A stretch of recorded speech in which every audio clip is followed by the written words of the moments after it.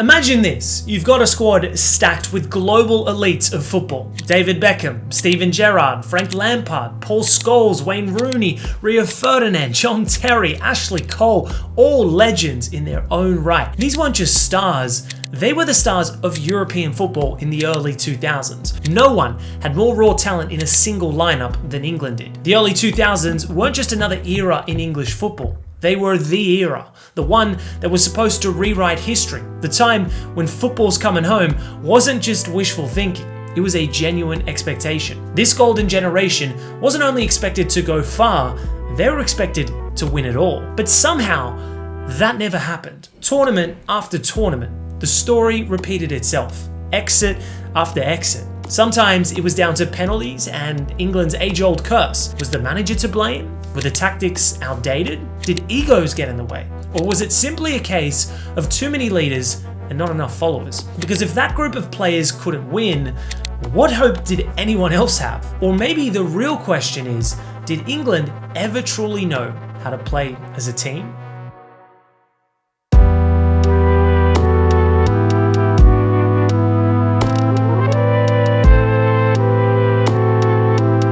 On paper, they were one of the most gifted teams in international football, the kind of squad that fans of other nations would envy. Let's start with the midfield, a topic that defines this debate. Sven-Göran Eriksson, the manager at the time, had arguably the hardest selection headache of all.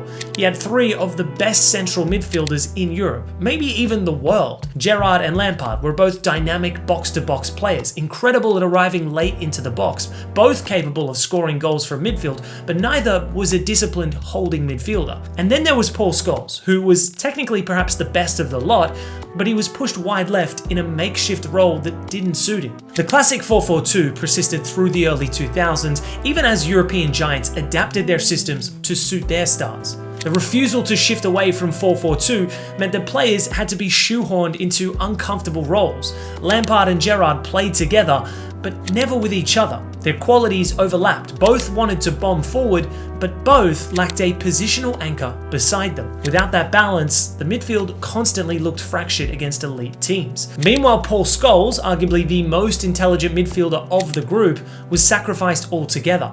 After being played out of position for years, he retired from international football in 2004 at just 29 years old. Now let's talk about the defense and the attack. England's backline featured some of the best defenders in the world. Terry, Ferdinand, and Ashley Cole, all operating at their peaks. On paper, they were a wall, but even in defense, miscommunications and tactical issues surfaced, especially when dealing with more mobile, technical opposition. Then came the strike force in the form of Michael Owen, the wonder kid who had already made history in 1998 with that goal against Argentina.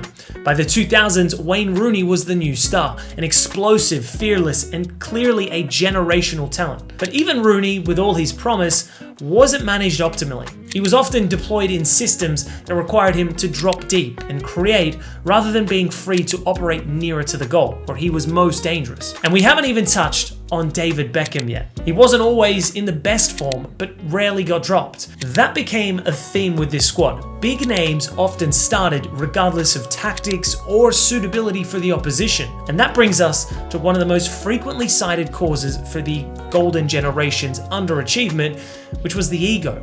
Former England players have spoken about the cliques within the camp. United players stuck with United, Chelsea players with Chelsea, Liverpool with Liverpool. How can a team thrive when players are more loyal to their clubs than their country? Sven-Göran Eriksson's man management approach was often too soft to break down those club barriers. He rarely made bold tactical choices, rarely dropped big players, and often stuck to the same old shape. When Fabio Capello took over later, the atmosphere became stricter, but not necessarily better. The team still lacked cohesion. Some of the golden generation players were aging. International tournaments came and went, and the pattern was always the same. Good enough to get out of the group, strong enough to raise hopes, but never disciplined or united enough to go all the way. Other nations evolved, but England remained stuck. It's important to remember that this was a generation playing just before modern sports science, data analysis, and flexible tactical planning became the norm. Had the same players come through 10 years later, perhaps the outcome would have been very different. England in the 2000s had a squad that could have won a major tournament, no question, but they never truly played like a unit. Some might argue that the system failed the players. Others think it was the players who couldn't get over themselves and function as a team. The truth probably lies somewhere in the middle.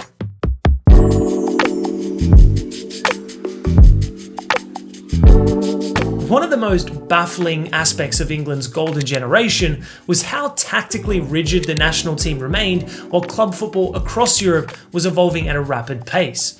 At the time, England stuck stubbornly to the 4-4-2 formation. It was a system that left no real space for a creative number 10 and no room to accommodate overlapping fullbacks or inverted wingers effectively.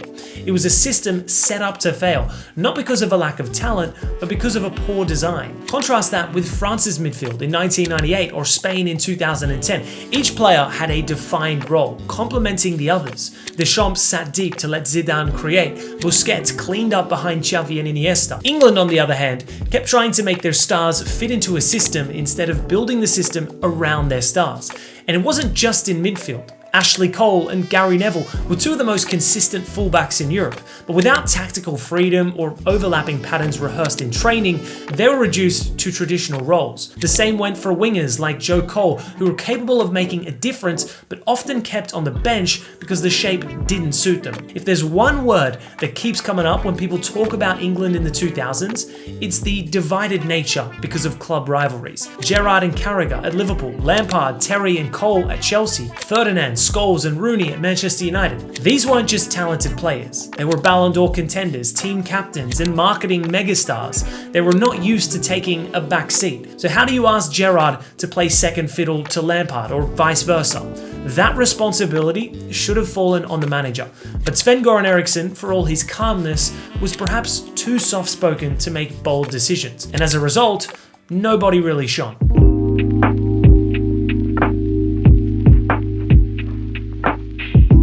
It's hard to describe just how much pressure this England team was under.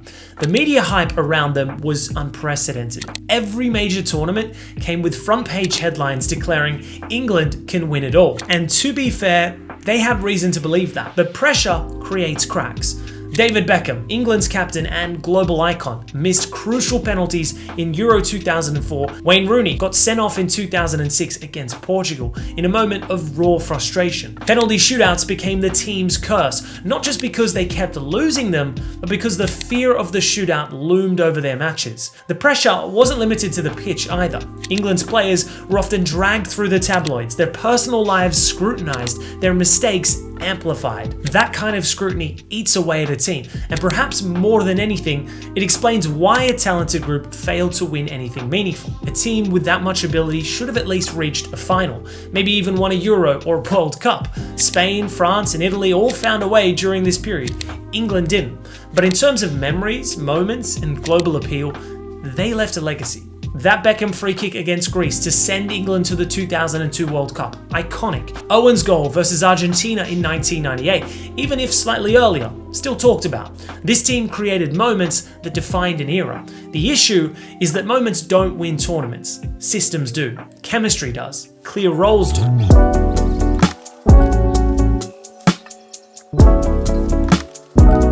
Fast forward to today, and you can see England trying to avoid the same mistakes.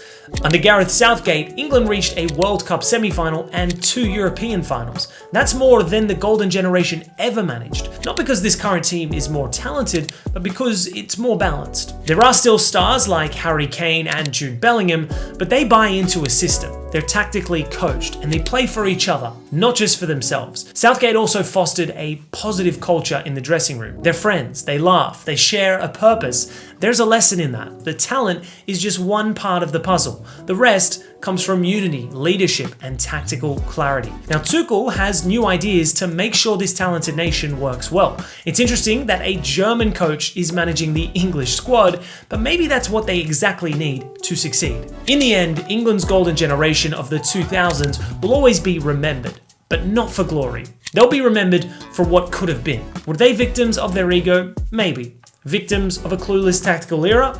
Definitely. But they were also victims of expectation, media frenzy, and a footballing culture that hadn't yet modernized. There wasn't one single reason why they failed. It was all of it. And in the end, their story becomes one of football's most compelling cautionary tales. But why do you think England's golden generation failed? Give us your reasons below.